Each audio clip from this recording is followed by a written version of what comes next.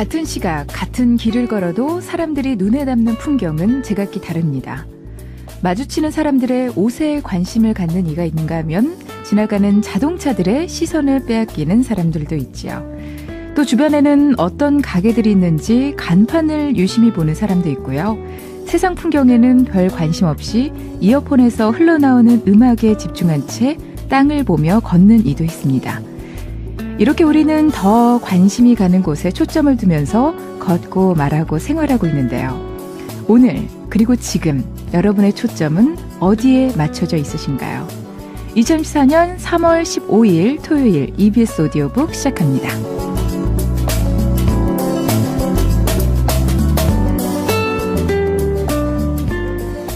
EBS 오디오북 이번 주 방송 순서 안내해드리겠습니다. 지금부터 오후 3시까지 고전 읽기 루신의 아큐정전, 3시부터 5시까지는 화제의 베스트셀러 기욤미서의 내일, 5시부터 8시까지는 라디오 연재 소설 서영은의 꽃들은 어디로 갔나, 8시부터 8시 50분까지는 EBS 경청 공지영의 내가 어떤 삶을 살든 나는 너를 응원할 것이다가 방송됩니다. 먼저 고전 읽기에서 방송된 루신의 아큐정전부터 만나보시죠. 중국 근대문학의 선구자로 꼽히는 루신의 대표작 아큐정전은 신의 혁명 전후의 중국 사회를 아큐라는 시골 날품팔이 일꾼의 삶을 통해서 묘사한 소설입니다.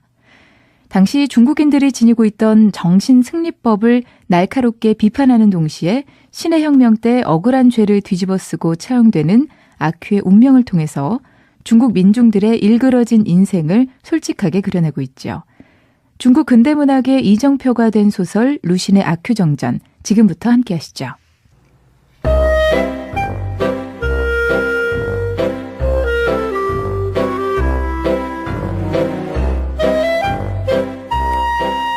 이름이나 본 적은 고사하고 아큐가 전에 어떤 사람이었는지조차 아는 사람이 없다. 웨이저항 사람들에게 아큐는 그저 바쁠 때 이를 거들어주는 사람이거나 놀림감일 뿐이고 그가 전에 어떤 사람이었는지에는 관심이 없다. 아큐 자신도 이렇다 저렇다 말이 없었는데 다른 사람들과 말다툼을 할 때 간혹 눈을 부릅뜨고 이렇게 소리를 질렀다. 우리도 옛날에는 니놈보다 훨씬 잘 살았어. 니놈이 감히 뭐라고. 아큐는 집이 없어서 웨이저항 마을에 있는 토지신과 곡식신을 모시는 사당에서 살았다. 그는 딱히 직업도 없어서 이 집 저 집을 돌아다니며 날품을 판다. 보리를 벨 일이 있으면 보리를 베고 쌀을 찌을 일이 있으면 쌀을 찢고 배를 저을 일이 있으면 배를 저었다. 일이 길어질 때는 주인집에 살기도 했지만 일이 끝나면 떠났다. 그래서 사람들은 바쁠 때면 아큐를 떠올렸지만 그저 일을 시키기 위해서일 뿐 그가 전에 어떤 사람이었는지 알고 싶어서는 아니었다. 더구나 일이 없으면 아큐란 인물 자체를 새까맣게 잊어버리니 그가 전에 어떤 사람이었는지는 더 말할 것도 없었다. 언젠가 어떤 어르신이 아큐를 칭찬했다. 아큐는 정말 일을 잘해. 아큐가 우통을 벗고 깡마른 몸을 드러낸 채 어르신 앞에 서 있는 참이었는데 다른 사람들은 이 말이 진심인지 아니면 놀림인지 분간이 되지 않았지만 아큐는 아주 좋아했다. 아큐는 자존심이 무척 강해서 웨이저항 사람들은 물론이고 생원시험 준비를 하는 동네 두 글방 도령조차도 안중에 없었다. 글방 도령들은 장차 생원이 될 사람들이었다. 자오나리나 체엔나리가 마을 사람들의 존경을 받는 것은 돈도 돈이지만 둘 다 글방 도령인 아들을 두고 있어서였다. 하지만 아큐는 적어도 정신적으로는 그들을 존경하지 않았다. 내 아들놈이 그보다 훨씬 나을 거야. 더구나 성에 몇 번 갔다 온 뒤로는 콧대가 더 높아졌다. 하지만 그는 성 안에 사는 사람들도 완전히 무시했다. 아큐는 옛날에는 잘 살았고 아는 것도 많은 데다 일도 잘하는 거의 완벽한 사람이었다. 하지만 안타깝게도 몸에 작은 결함이 있었다. 무엇보다 속상한 것은 언제부턴가 머리에 나두창 부스럼 자국이 몇 군데 생겼다는 것이다. 콧대 높은 아큐지만 나두창만큼은 아무리 자기 몸에 난 것이라고 해도 자존심이 상했다. 그래서 나두창의 나자나 뇌자를 비슷한 음을 가진 말이라면 죄다 싫어했는데 갈수록 그런 말들의 범위가 넓어져 빛이라든가 화나다라는 말도 꺼리더니 중국에는 남포등이나 촛불 같은 말까지도 질색했다. 사람들이 불어 그러거나 모르고 그런 말들을 입에 올릴라 치면 아큐는 나두창 자리가 빨개질 정도로 화를 냈다. 상대를 가늠해 보아 말빨이 달리는 사람 같으면 때려주었다. 그런데 어찌된 영문인지 항상 아큐가 손해를 보는 경우가 많았다. 그래서 그는 환한 눈길로 노려보는 것으로 대신했다. 그런데 누가 알았으랴. 아큐가 이렇게 환한 눈길로 노려보는 방침을 채택하자 외장의 건달들이 더더욱 그를 놀려대는 것이었다. 우와, 환해졌구만. 이제 보니 남포등이 여기에 있었군. 니까지 것들한테는 이런 것도. 그렇게 말하는 순간 그의 머리에 난 나두창이 더없이 귀하고 영광스러운 것처럼 마치 보통 나두창이 아닌 것처럼 여겨졌다. 하지만 아큐는 식견이 있는 사람이었던지라 자신이 그런 말을 하면 식견 있는 사람으로서 법도를 어기는 일이라는 것을 즉각 알아채고는 입을 다물었다. 하지만 동네 건달들은 그 정도에서 그칠 인간들이 아니어서 아큐를 놀리다가 결국 때리기까지 했다. 아큐는 형식적으로는 졌다. 동네 건달들은 아큐의 누런 변발을 틀어주고는 벽에다가 4-5번 소리가 날 정도로 찍고 나서야 아주 만족스럽게 승리한 기분을 느꼈다. 아이고, 아들놈한테 맞은 셈이네. 요즘 세상은 정말 개판이라니까. 그러고 나서 그도 아주 만족스럽게 승리한 기분이 되어 돌아갔다. 아큐는 전에는 속으로만 중얼거리던 것을 나중에는 죄다 입 밖으로 내버리곤 했다. 그래서 아큐를 놀리는 사람들은 그에게 이런 정신적인 승리법이 있다는 것을 알게 되었고 그의 변발을 잡아당길 때면 미리 아큐에게 이렇게 말했다. 아큐, 이건 자식이 아비를 때리는 게 아니라 사람이 짐승을 때리는 거야. 자, 내 입으로 말해봐. 사람이 짐승을 때린다고. 아큐는 두 손으로 자기 머리채를 틀어쥐고 고개를 비틀며 소리쳤다. 버러지를 때리고 있는 거라고 하면 어때? 난 버러지야. 이래도 놔주지 않을 거냐? 버러지라고 해도 동네 건달들은 놔주지 않았고 가까운 담벼락에다 머리를 5-6번 찍고 나서야 만족스럽게 승리했다는 듯이 떠났다. 이번에야말로 아큐를 제대로 혼내주었다고 생각했다. 하지만 10초도 못 되어 아큐 역시 만족해하며 떠났다. 그는 스스로를 경멸하고 업신여기는 데에다 자기가 첫 번째 가는 사람이라고 여겼다. 더구나 스스로 경멸하고 업신여기는 데에는 이라는 말을 제외하면 첫째 가는 사람이라는 말만 남으니 자기가 세상에서 제일이라고 생각했다. 과거에서 장원급제한 사람도 첫째 가는 사람이 아닌가. 니까 것들이 뭐라고 감히?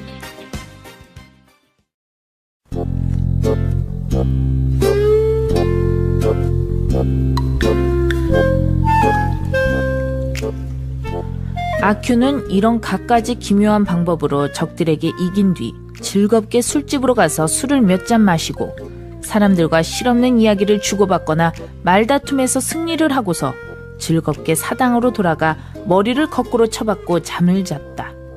돈이 생기면 야바이 노름을 하러 가서는 얼굴이 온통 땀투성이가 된 채 사람들 틈에 끼어 땅바닥에 쪼그려 앉아 있었다. 그의 목소리가 가장 쨍쨍했다. 청룡의 400! 자, 수리수리, 자, 뚜껑을 깝니다. 야바이꾼이 뚜껑을 열었고 그도 얼굴이 온통 땀투성이가 된 채 노래를 불렀다. 아, 천문입니다. 각은 텄고요. 인과 천당에 아무도 안 걸었군요.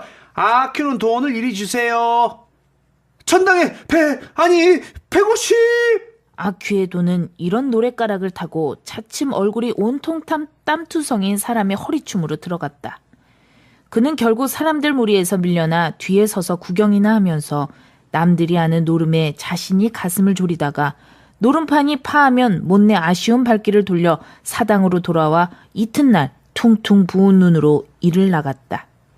그런데 인생사 길룡 화복이 새옹지마라고 아큐가 딱 한 번 이긴 적이 있는데 불행히도 그 때문에 도리어 낭패를 보게 되었다. 웨이장 마을에서 신에게 제사를 올리던 날 밤이었다. 이날 밤에도 평소처럼 연극 무대가 차려지고 그 옆에 야바이판이 여러 군데서 버려졌다. 연극 무대에서 울리는 징소리 북소리가 아큐 귀에는 심리 밖에서 나는 것 같았고 야바이꾼의 노랫소리만 들릴 뿐이었다. 그는 돈을 따고 또 따서 동전이 작은 은하로 변하더니 다시 큰 은하로 변하고 그 큰 은하가 다시 돈더미를 이루었다. 너무 기쁘고 신이 났다. 천문에 은전 두 냥이요. 그는 누가 무엇 때문에 싸우는지도 알지 못했다.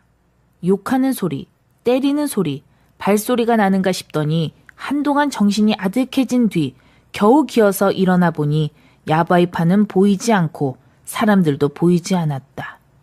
몸이 여기저기 쑤시는 걸로 보아 주먹질도 당하고 발길질도 당한 것 같았다.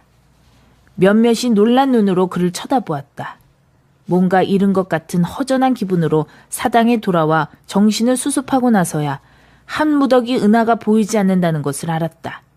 신에게 제사를 올리던 날 벌어지는 야바이판은 대부분 이 마을 사람들이 아니니 그자들을 어디 가서 찾는단 말인가. 하얗게 눈부시던 한 무더기의 은화, 더구나 그의 것이었는데 어디로 가버렸단 말인가. 아들에게 빼앗긴 셈 치려고 해도 여전히 개운치가 않았다. 난 버러지야. 여전히 개운치가 않았다. 그는 이번에야말로 조금이나마 패배의 고통을 느꼈다. 하지만 그는 바로 그것을 승리로 바꾸었다. 오른손은 들어 힘껏 자기 뺨을 연달아 2대 갈겼는데 얼얼한 게 조금 아팠다. 때리고 나자 마음이 편해지고 때린 사람이 자기이고 맞은 사람은 또 다른 자기인 것처럼 느껴지더니 조금 지나자 자기가 다른 사람을 때린 것처럼 여겨졌다. 그제야 그는 만족스럽게 승리한 기분이 되어 자리에 누웠다. 그는 잠이 들었다.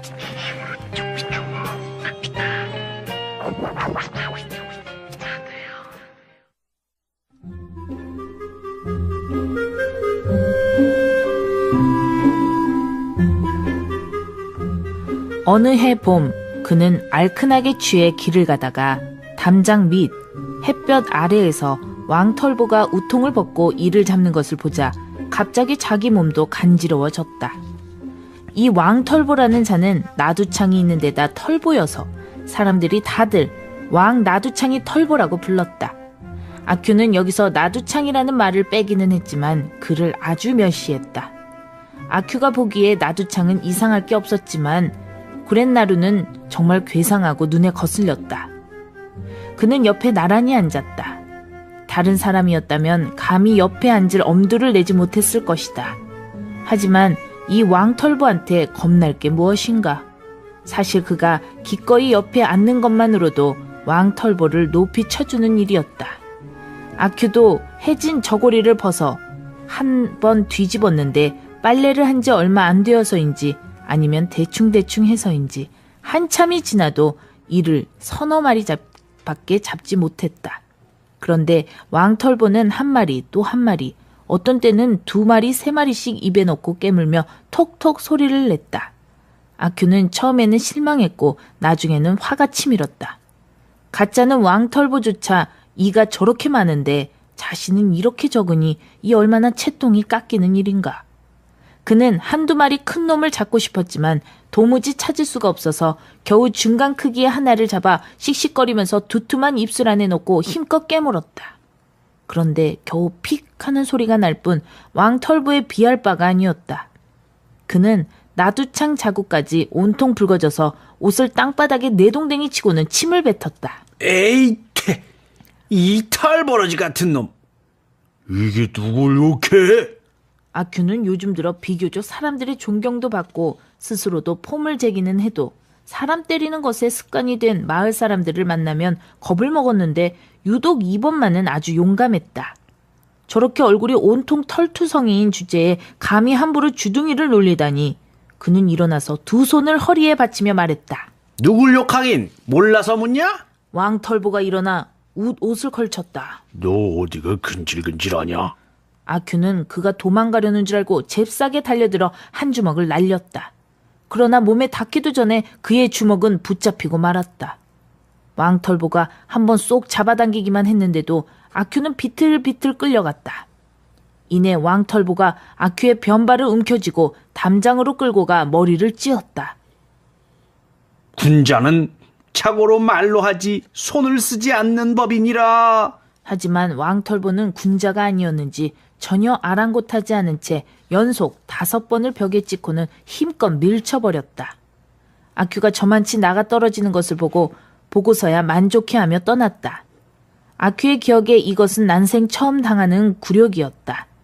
왕털보는 구렛나루가 있다는 결점 때문에 아큐에게 경멸을 당하면 당했지 아큐를 경멸한 적은 없었고 손찌검은 말할 것도 없었다.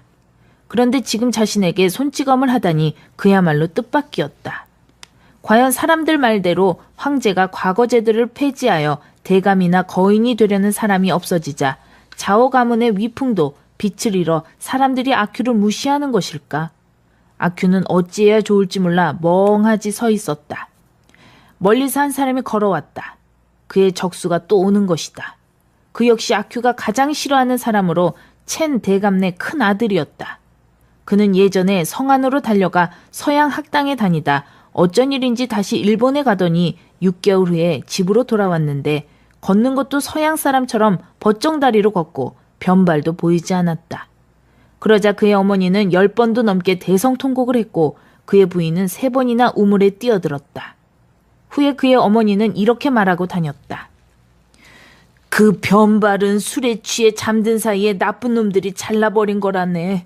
원래 높은 벼슬을 할 사람인데 이제는 머리가 어서 자라기를 기다리는 수밖에 없지 뭐야.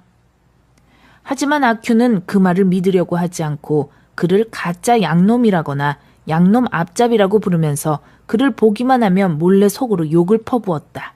심히 싫어하고 증오하도다.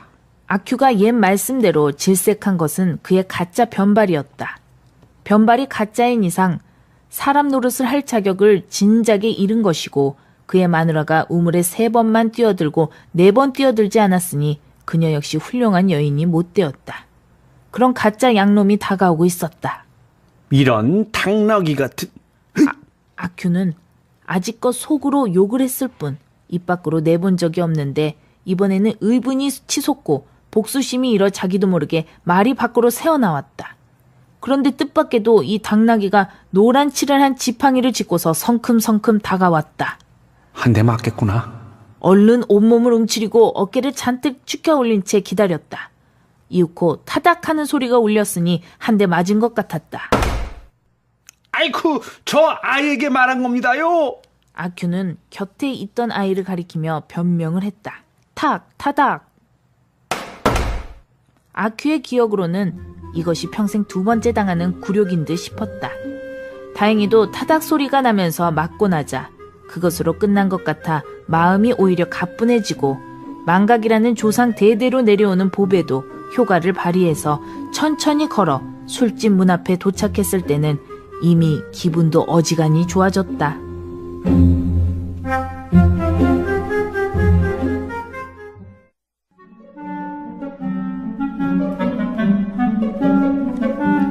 그는 반나절을 훨훨 날아다닌 뒤 사당에 들어갔다. 습관대로라면 눕자마자 코를 골아야 했다. 하지만 어쩐 일인지 쉽사리 눈이 감기지 않았고 엄지와 검지가 이상하게 보통 때보다는 미끌거리는 것 같았다. 젊은 비구니 얼굴에서 미끌미끌한 것이 그의 손가락에 묻은 것일까? 아니면 그의 손끝을 젊은 비구니 얼굴에 문질러서 미끌미끌해진 것일까? 이 대가 끈길 아큐놈아! 아큐의 귀에 그 말이 다시 울렸다. 그래, 여자가 있어야 해. 대가 끊기면 제사밥 한 그릇 올려줄 사람도 없고 꼭 여자가 있어야 해. 무릇 3가지 불효 중 대를 이을 후사가 없는 것이 가장 큰 불효이니라는 말씀도 있고 후손이 없는 귀신은 밥도 굶게 되느니라는 말씀도 있으니 인생의 큰 불행이 아닐 수 없어. 사실 그가 이렇게 생각하는 것은 옛부터 전해 내려오는 성현의 가르침에 들어맞는 일이기도 하였으니 안타까운 것은 여자가 있어야겠다는 생각으로 이미 싱숭생숭해진 마음을 수습할 수가 없다는 것이었다. 여자라, 여자. 우리는 아큐가 그날 밤 언제부터 코를 골기 시작했는지 알 길이 없다. 하지만 이때부터 그는 손끝이 늘 미끌거리는 느낌이 들었고 그래서 그때부터 마음이 들떴다. 여자. 이것만 보더라도 우리는 여자가 얼마나 해로운 물건인지 대번에 알 수 있으리라. 중국 남자들은 원래 대부분 성인군자가 될 수 있었으나 안타깝게도 여자 때문에 망쳤다.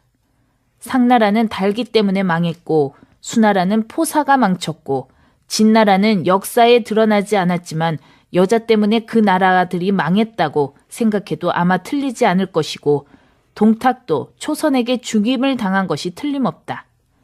아큐가 원래 바른 사람이고 어느 유명한 스승에게 가르침을 받았는지는 알 수 없지만 남녀 유별에는 늘 각별이 엄했고 젊은 비군이나 가짜 양놈 같은 이단을 배척하는 바른 정신도 대단했다.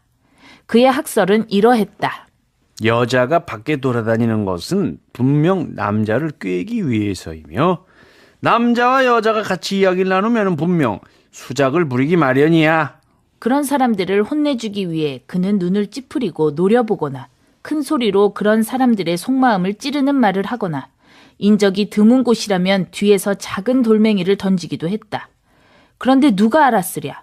이립의 나이가 코앞인데 젊은 비구니 때문에 이렇게 마음이 싱숭생숭해질 줄이야. 마음이 들뜬 것은 유교 도덕으로 보면 알 수 없는 일이다. 그래서 여자는 정말 가증스러운 존재이다. 젊은 비구니의 얼굴이 미끈거리지만 않았던들 아큐가 유혹을 느끼지도 않았을 것이고 젊은 비구니가 얼굴을 천으로 가리고라도 다녔던들 아큐가 유혹을 느끼지도 않았을 것이다. 그는 5, 6년 전에도 공연을 구경하다가 많은 사람들 틈에 끼어 슬그머니 한 여자의 허벅지를 만진 적이 있었다. 그때는 바지 위로 만져서인지 마음이 그다지 싱숭생숭하지 않았다. 그런데 젊은 비구니는 얼굴을 가리지 않아 바로 손이 얼굴에 닿았으니 이것만 보아도 여자라는 이단이 얼마나 가증스러운지 알 수 있다. 여자라. 그는 남자를 유혹하려고만 하는 존재인 여자들에게 늘 눈길을 주었지만 여자들은 그에게 한 번도 웃어주지 않았다. 여자들이 다른 남자와 이야기하는 것을 유심히 들어보았지만 남자를 유혹하려는 말투 같은 것은 없었다. 아, 이것도 여자의 가증스러운 점 가운데 하나이니 여자들은 다들 짐짓 정숙한 척 하는 것이다.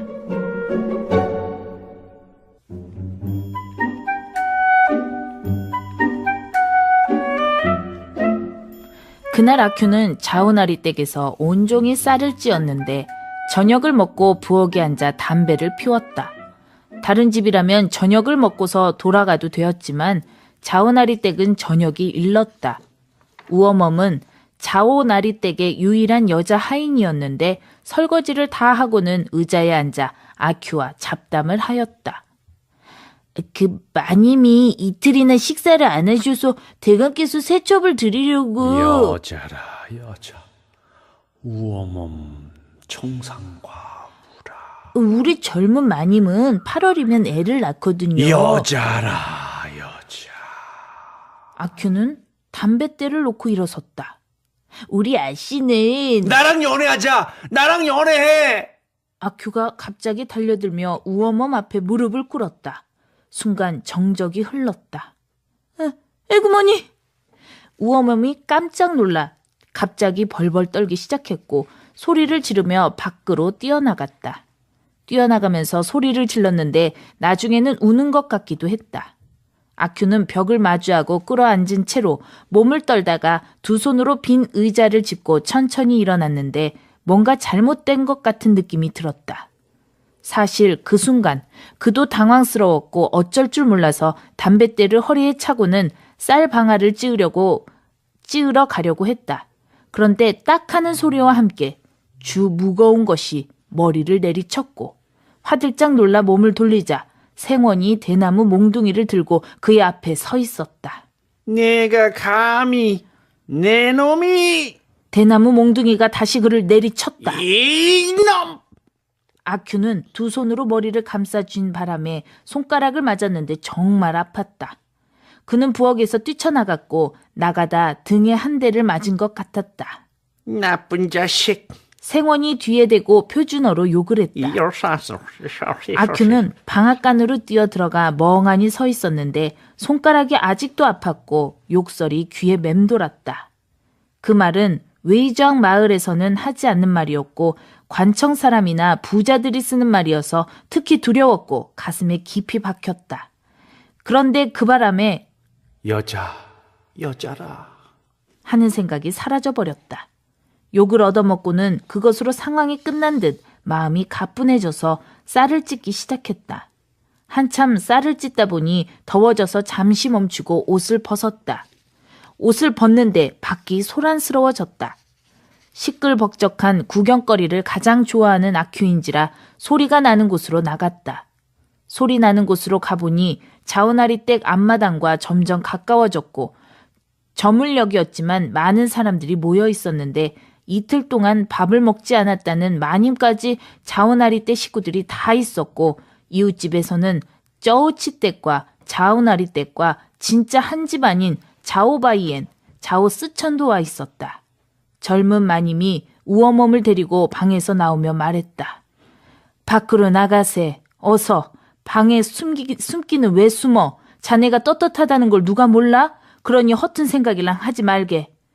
우어멈이 연신 울면서 뭐라 몇 마디 했지만 분명히 알아들을 수가 없었다. 웃기는건. 저 청산과부가 도대체 무슨 짓을 꾸미려는 거야? 그는 물어보고 싶어 자오 스천 곁으로 다가갔다.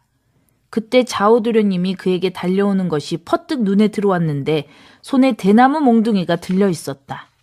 대나무 몽둥이를 보고서야 아까 얻어맞았던 것과 지금 시끌벅적한 상황이 관련이 있다는 것 같은 생각이 그의 머리를 스쳤다.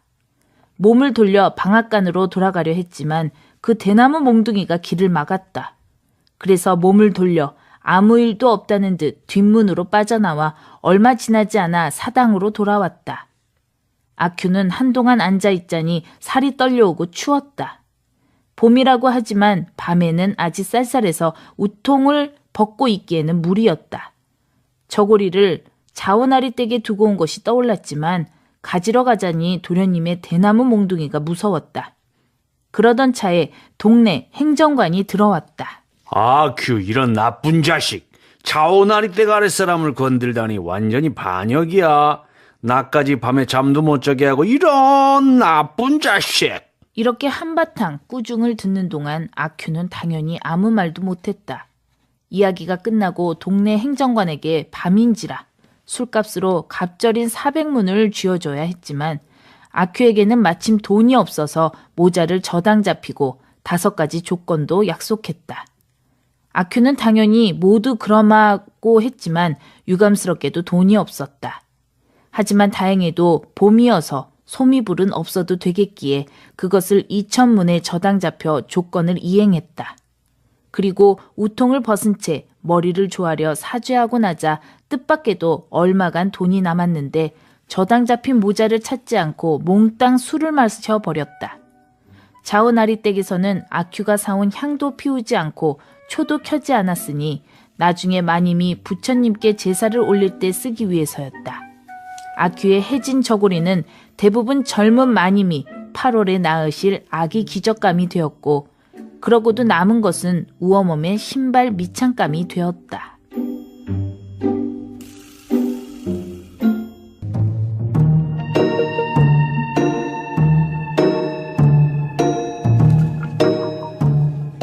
아큐는 사죄의 예를 마치고 예전처럼 사당으로 돌아왔다.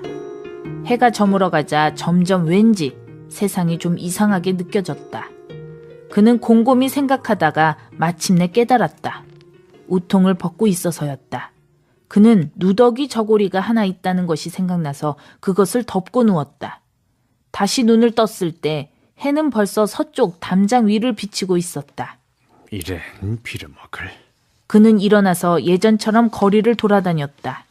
우통을 벗고 다닐 때보다 살을 애는 아픔이 덜했지만 점점 왠지 세상이 좀 이상하게 느껴졌다. 그날부터 웨이장 여인들은 갑자기 부끄러움이라도 타는지 아큐가 오는 것을 보면 문 안으로 숨어버렸다. 심지어 쉰이 다 된 찌우치댁조차 다른 사람들처럼 황급히 숨어버리고 11살짜리 여자아이도 불러들였다. 아큐는 이상했다. 이것들이 갑자기 요조 숙녀 흉내를 내나? 그런데 그가 세상이 좀 이상하다는 걸 더욱 실감한 것은 며칠이 지나서였다. 첫째, 술집에서 외상을 주지 않았다. 둘째, 사당을 관리하는 영감쟁이가 이런저런 헛소리를 하는 것이 그를 내쫓아내려는 눈치였다. 셋째, 벌써 며칠째인지 모르지만 날품을 맡기려는 사람이 한 사람도 없었다. 술집에서 외상을 주지 않으면 안 마시면 그만이고 영감쟁이가 나가라고 하면 한 귀로 듣고 한 귀로 흘려버리면 그만이었다. 하지만 그에게 날품을 맡기는 사람이 하나도 없으면 배를 끓게 되기 때문에 그야말로 진짜 빌어먹을 일인 것이다. 아큐는 견딜 수 없었고 옛 단골집을 찾아가 물어보는 수밖에 없다 싶었다. 하지만 자오나리댁 대문에는 들어설 수 없었다. 그런데 보아하니 집안 사정이 예전 같지 않았다. 한 사내가 나오더니 아주 귀찮아하면서 거지를 내쫓듯 손을 내저었다. 없다니까 없어. 어서 나가지 못해. 아큐는 점점 더 이상한 느낌이 들었다. 원래 이런 집들은 품을 안 살 리가 없는데 지금은 난데없이 일이 없다니 필시 무슨 까닭이 있는 게 분명했다. 그는 이리저리 수소문해 보고서야 그들이 일이 생기면 샤오디에게 맡긴다는 것을 알게 되었다. 가난뱅이에다 비쩍 마르고 약골인 샤오디는 아큐가 보기에는 왕털보보다도 훨씬 아랫길인데 이런 애송이에게 밥그릇을 뺏길 줄 누가 알았으랴. 그래서 아큐는 이번엔 보통 때와 달리 단단히 화가 나 씩씩거리고 걸어가면서 손을 휘두르며 노래를 불렀다. 셋째째그로 내 너를 치리라. 며칠 후 마침내 첸시댁 담장 앞에서 샤오디를 마주쳤다. 옛말에 원수를 알아보는 눈은 유난히 밝다고 하더니 아큐가 앞으로 다가오자 샤오디가 멈춰 섰다. 이런 짐승 같은 놈. 나는 버러지다. 됐냐? 그런 겸손이 아큐를 더욱 발끈하게 만들었다. 손에 쇠째찍이 없었기 때문에 아큐는 달려들어 손으로 샤오디의 변발을 틀어쥐었다. 샤오디도 아큐의 변발을 잡았다. 옛날 아큐 같았으면 샤오디 같은 것은 어림도 없었겠지만 요즘 배를 골고 마르고 힘이 딸려서 샤오디를 당해낼 수가 없었다. 둘이 막상막하로 내 손이 머리 둘을 틀어쥐고 허리를 구부린 채 첸시댁 담벼락에 파란 무지개를 연출했다. 그렇게 반 시간은 좋게 흘렀다. 됐어. 구경하는 사람들이 말했다. 이제 그만하라는 말인 것 같았다. 좋아. 하오. 그만하라고 말리는 것인지 잘한다고 칭찬하는 것인지 더하라고 부채질하는 것인지 종잡을 수가 없었다. 하지만 둘 다 듣지 않았다. 대략 30분 동안을 그러고 있자니 그들의 머리에서 김이 나고 이마에 땀이 흐르며 아큐의 손이 풀리자 그 순간 샤오디의 손도 풀어져 동시에 몸을 펴고 동시에 뒤로 물러나 사람들 속으로 들어갔다. 두고 보자 이 자식 두고 보자. 이번 용쟁 호투는 승부를 가리지 못한 것 같았다. 여전히 아큐에게 날품을 맡기는 사람은 없었다. 어느 날이었다. 날이 포근하고 산들바람이 부는 것이 여름을 느끼게 했지만 아큐는 도리어 추위를 느꼈다. 이것은 그래도 견딜만 했다. 문제는 배고픔이었다. 그는 길을 가면서 구걸하기로 했다. 그는 마침내 정수한 담장까지 왔다.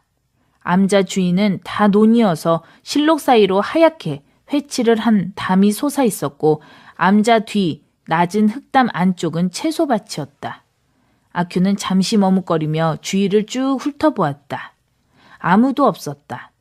그는 낮은 담을 기어올라 하수오 줄기를 붙잡았다. 그런데 담장 흙이 와르르 쏟아지는 바람에 아큐의 발도 후들후들 떨렸다. 마침내 콩나무 가지를 잡고 안쪽으로 뛰었다. 안은 무척 울창했지만 술이나 만두는 없었고 그 밖에 먹을 만한 것도 없었다. 천천히 뜰 입구 쪽으로 걸어가던 그는 갑자기 얼굴이 환해졌다. 그것은 분명 무였다. 그는 웅크리고 앉아 물을 뽑기 시작했다. 그때 문틈으로 둥그런 머리 하나가 쓱 나오다가 다시 사라졌는데 분명 젊은 비군이었다. 젊은 비군이 따위야 원래 아큐가 티끌처럼 여겨오던 터이지만 세상 일이란 모름지기 뒤로 일보 물러나 생각해 보아야 하는 법이어서 그는 얼른 무 4개를 뽑아 입에 따고는 품속에 집어넣었다. 그런데 나이든 비구니가 이미 곁에 와 있었다. 나무아비타불, 아큐, 왜 남의 밭에 들어와 물을 훔치는 거야? 이 죄 많은, 에휴, 나무아비타불. 아니 내가 언제 당신네 밭에서 들어와서 물을 훔쳤다고 그래? 지금 훔쳤잖아. 이게 그거잖아? 이게 당신네 거야? 어? 무한테 물어보면 그렇다고 대답할 것 같아? 아큐는 말을 채 끝나기도 전에 발을 빼 도망쳤다. 튼실한 검은 개 한 마리가 쫓아왔다. 검은 개가 윙윙 짖으면서 쫓아와 하마터면 다리를 물릴 뻔했다. 다행히도 품속에서 무 하나가 떨어지는 바람에 개가 놀라 잠시 멈칫했고 아큐는 그 틈에 뽕나무를 타고 올라와 흙담을 넘었다. 아휴, 여기는 먹을 만한 게 없어. 저 성 안으로 가는 게 낫겠어.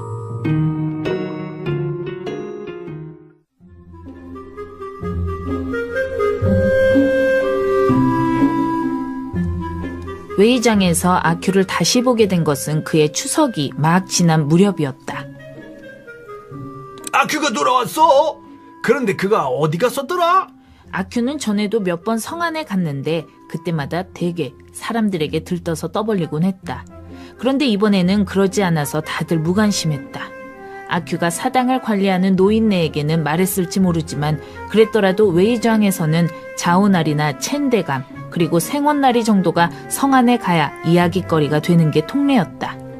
가짜 양놈도 그 축에 끼지 못하는데 아큐야 더 말할 것도 없었다. 그러기에 사당을 관리하는 노인네도 떠들고 다니지 않았고 웨이장 마을에서도 알 길이 없었던 것이다. 그런데 아큐가 이번에 성안에서 돌아오자 예전과 완전히 달라져서 정말 놀랄 정도였다. 날이 저물 무렵 그는 졸린 듯 몽롱한 눈으로 술집 앞에 나타났다.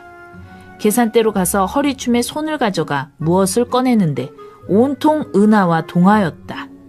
아큐가 그것을 던졌다. 현철이야, 술 가져와! 옷을 보니 완전히 새 저고리이고 허리에는 큼직한 주머니가 달렸는데 묵직하게 밑으로 축 처져 활처럼 굽었다. 웨이장 마을에서는 조금이라도 눈길을 끄는 인물이 나타나면 업신여기기보다는 공손하게 대하는 것이 통례였는데 지금 이 사람은 아큐가 분명하지만 예전에 누더기 저고리를 입던 아큐하고는 완전 딴판이어서 선비는 사흘만 안 보여도 괄목 상대해야 한다던 옛말 그대로였다. 그래서 술집 종업원도 주인도 손님도 길 가던 사람들도 자연 뭔지 종잡을 수 없어 하면서도 존경스럽다는 태도를 보였다. 주인이 먼저 고개를 끄덕인 다음 말을 붙였다. 아큐, 돌아왔군. 돌아왔지요. 돈을 벌었군, 돈을. 그래, 자네 어디서? 성안에 갔었지요. 이튿날 이 소식은 웨이장 마을 전체에 퍼졌다. 사람들은 저마다 현금과 새 저고리와 함께 나타난 아큐가 잘나가게 된 경위를 궁금해했고 그래서 술집과 찻집, 사당, 처마 밑으로 모여들어 그것을 알아내려고 했다. 그리하여 아큐는 새로운 경외의 대상이 되었다. 나는 거인나리의 집안일을 거들어주었지. 그 대목에서 이야기를 듣던 사람들의 표정이 모두 굳었다. 그 나리의 성은 바이시인데 성안의 거인이라고는 그 사람뿐이어서 굳이 성씨를 댈 필요가 없었고 거인이라고 하면 당연히 그를 가리켰다. 웨이장에서만 그런 것이 아니라 백리 안에서는 다들 거인날이라고 하면 바로 그를 가리킨다는 것을 알았다. 그런 사람 집에서 일했다니 당연히 존경받을 만한 일이었다. 2번 다시 그 집의 일을 거들어 주러 가지 않을 작정이야. 그가 정말 빌어먹을 놈이기 때문이야. 이 대목에서 사람들은 기뻐하면서도 한숨을 쉬었다. 오, 아큐가 그런 거인나리의 집안일을 하기에는 어울리지 않아. 잘 됐군. 근데 안 간다고 하니 어쩐지 아쉽구만. 내가 돌아온 건 성한 사람들이 영 마음에 차지 않아서인데, 거기 사람들은 긴 의자를 가는 의자라고 부르는가 하면은 생선을 지질 때 채를 썬 파를 넣고, 얼마 전에 눈여겨본 끝에 알아낸 것인데 여자들이 걸을 때 꼴사납게 엉덩이를 삐죽거리지 뭐야. 그런데 경탄에 맞지 않을 것도 있어. 외의장의 촌놈들은 32개짜리 대나무 패노름밖에 할 줄 모르고 가짜 양놈만 겨우 마작을 할 줄 아는데, 성 안에서는 쥐방울만한 아이들도 기가 막히게 마작을 잘하더라고. 가짜 양놈이라고 해도 성안 쥐방울만한 아이들 손에 걸리면 그야말로 염라대왕 앞에 조물에게 귀신 신세가 될 거야. 그 대목에서 사람들은 다들 얼굴을 붉혔다. 자네들 목이 잘리는 거 본 적 있나? 그거 참 볼만하더군. 혁명당을 죽였어. 안 볼만하지. 볼만해. 그가 고개를 절레절레 했고 침방울이 바로 맞은편에 있던 자오스천의 얼굴에 튀었다. 그 대목에서 사람들은 다들 오싹해했다.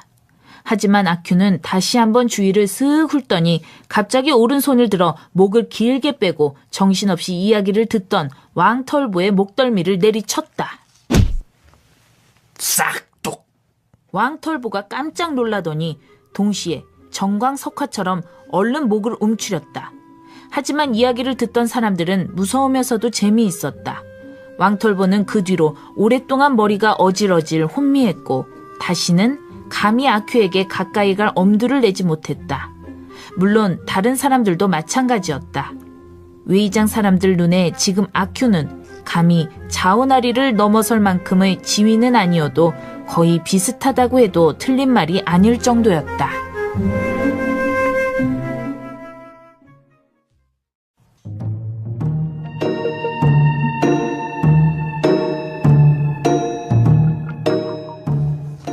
혁명도 좋은 것이구나. 그 빌어먹을 것들을 혁명해버리자. 그 나쁜 것들, 그 가증스러운 것들. 그래, 나도 혁명당에 가담해야지. 아큐는 요즘 들어 돈이궁에서 좀 불만스러웠다. 게다가 빈속에 낮술을 두어 잔 마셨더니 더 빨리 취하는 것 같았고 이런저런 생각을 하면서 걷자니 붕 뜬 기분이었다. 왜 그런지 몰라도 돌연 자신이 바로 혁명당인 듯했고 외의장 사람들이 죄다 자신의 포로인 듯했다. 그는 우쭐한 나머지 절로 큰 소리로 외쳤다. 반란이다! 반란! 외의장 사람들이 다들 두려운 눈초리로 그를 바라보았다. 그런 가련한 눈길은 예전에 본 적이 없었고 한 번 보고 나자 온유월에 얼음물을 마신 것처럼 속이 시원했다. 그는 더욱 기쁨에 차서 소리를 질렀다. 좋구나, 좋아. 원하는 것은 모두 다 내 것이고 마음에 드는 여자도 모두 내 차지다. 얼씨구덩덩 후회해도 소용없어. 술김에 잘못 알고 정아우의 목을 쳤네. 후회해도 소용없어. 아 덩덕구덩덩 덩덕구덩덩 새 채찍으로 내 놈들을 후려치리라. 마침 그때 자오나리 집안의 두 남자와 진짜 일가친척인 두 사람이 대문 앞에서 혁명 이야기를 하고 있었는데 아큐는 보지 못하고 고개를 꼿꼿이 세운 채 노래를 부르며 지나갔다. 덩덕구덩덩 후회해도 소용없어. 자오나리는 겁에 질린 채 다가오면서 기어들어가는 소리로 불렀다. 어이, 아큐씨. 덩덕구덩덩덩. 아큐는 자기 이름 뒤에 C자가 붙으리라고는 생각도 못해서 자기와 상관없는 말인 줄 알고 계속 노래만 불렀다. 덩덕구덩덩덩. 아큐씨? 후회도 소용없어.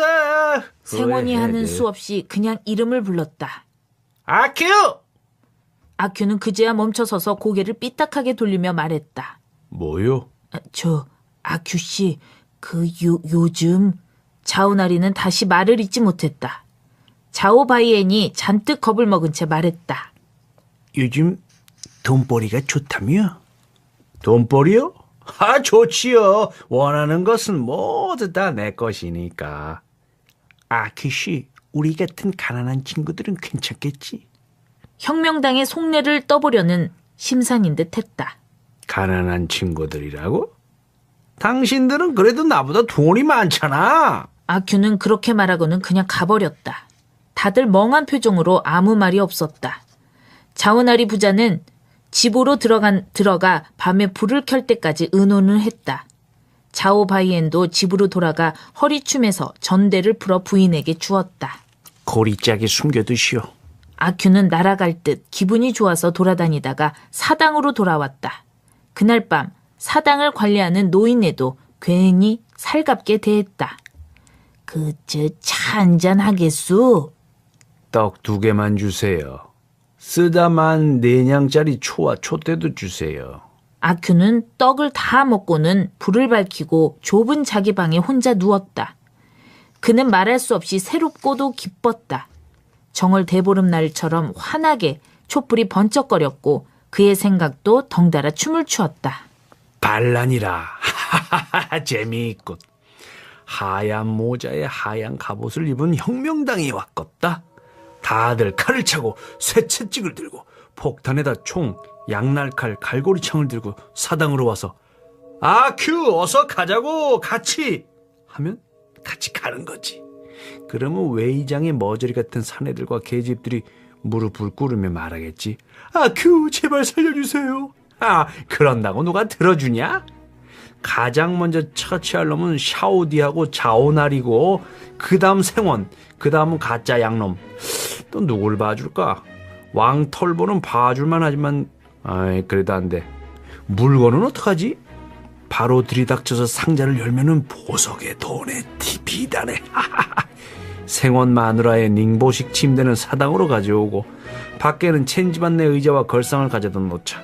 자원의 것이라도 좋고 나는 손 하나 까다가지 말고 샤오디대로 옮기라고 해야지. 게으름 피우면 그냥 뺨따기로 올려붙이고. 이 여자는 자오스천의 여동생은 생긴 게 완전 꽝이야. 쪼우치딸은 아직 어리니까 몇 년 뒤에 보고 가짜 양놈 마누라는 질이 나빠.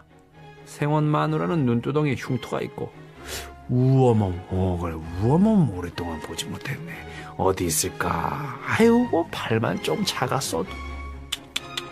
아큐는 생각이 다 끝나기도 전에 코를 골기 시작했고 4냥짜리 초는 채 반도 타지 않은 채 붉은 빛을 그의 벌어진 입에 비추었다.